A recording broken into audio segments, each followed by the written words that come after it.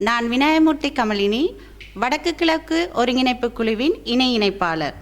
கௌரவ இந்திய பிரதமர் உயர் திரு நரேந்திர மோடி அவர்களுக்கு ஒரு பகிரங்க வேண்டுகோள்.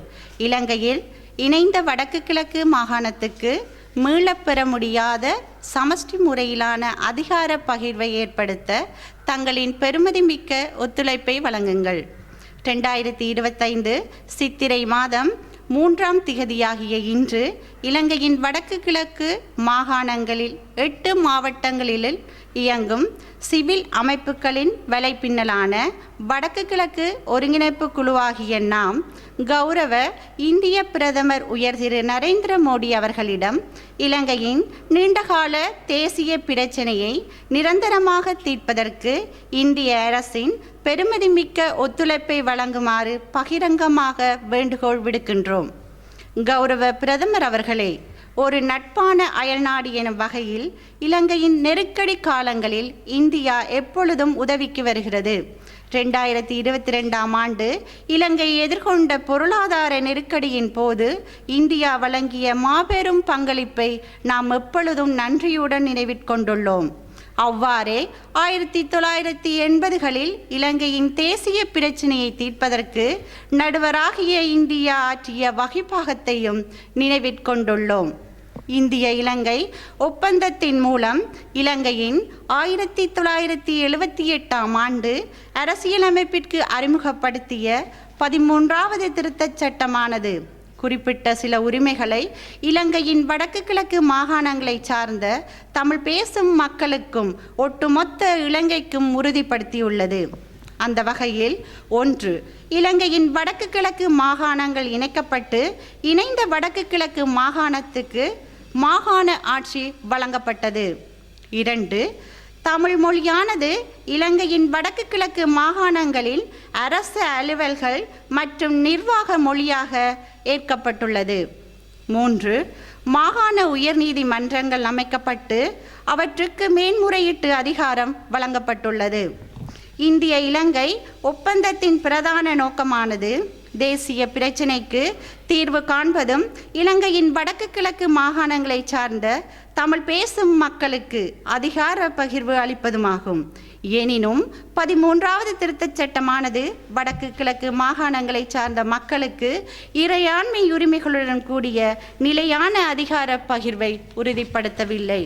இலங்கையின் நிறைவேற்று அதிகாரமுடைய ஜனாதிபதியானவர் தனது மீயர் அதிகாரத்தை பயன்படுத்தி மாகாண ஆட்சியை செயலிழக்க செய்ய முடியும் என்பது இந்த மாகாண ஆட்சி முறையின் இன்னொரு மட்டுப்படுத்தலாகும். ஒரு துரதிர்ஷ்டவசமான நிகழ்வாக இலங்கையின் உச்சநீதிமன்றமானது 2006ஆம் ஆண்டு வடக்கு கிழக்கு மாகாணங்களின் இணைப்பானது செல்லுபடியற்றதும் சட்டவிரோதமானதும் என பிரகடனப்படுத்தியது. இது இந்த பிரதேசத்தை சார்ந்த தமிழ் பேசும் மக்களுக்கு ஓர் அரசியல் பின்னடைவாகும். 13வது திருத்தச் சட்டம் இலங்கையின் அரசியல் அமைப்பில் உள்வாங்கப்பட்டு 35 வருடங்கள் கடந்துவிட்டன. இந்த இடைப்பட்ட காலத்தில் 2 தசாப்தங்களுக்கும் மேலாக உள்நாட்டு போர் நடைபெற்று 2009ஆம் ஆண்டு முடிவுற்றது.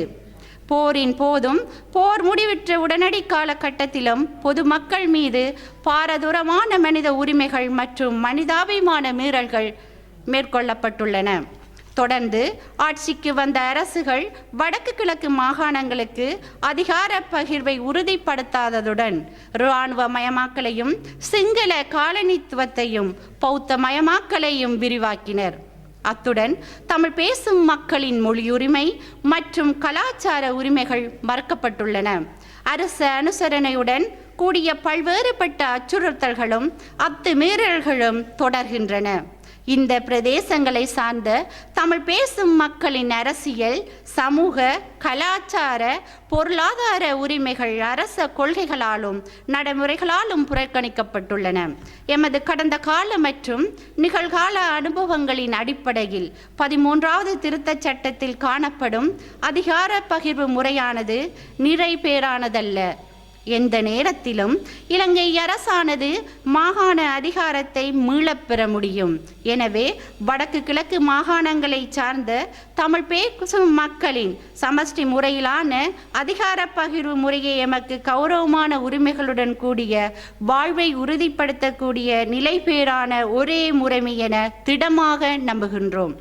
கௌரவ பிரதமர் அவர்களே, தங்களுக்கு நல்வரவு கூறுவதுடன் இலங்கைக்கான தங்களின் உத்தியோகபூர்வ வருகையை நாம் உயர்வாக கௌரவிப்பதுடன் இலங்கையில் இணைந்த வடக்கு கிழக்கு மாகாணத்துக்கு மீளப்பெற முடியாத சமஷ்டி முறையிலான அதிகார பகிர்வை ஏற்படுத்த தங்களின் பெருமதிமிக்க ஒத்துழைப்பை வழங்குமாறு இந்த பகிரங்க வேண்டுகோளை விடுக்கின்றோம்.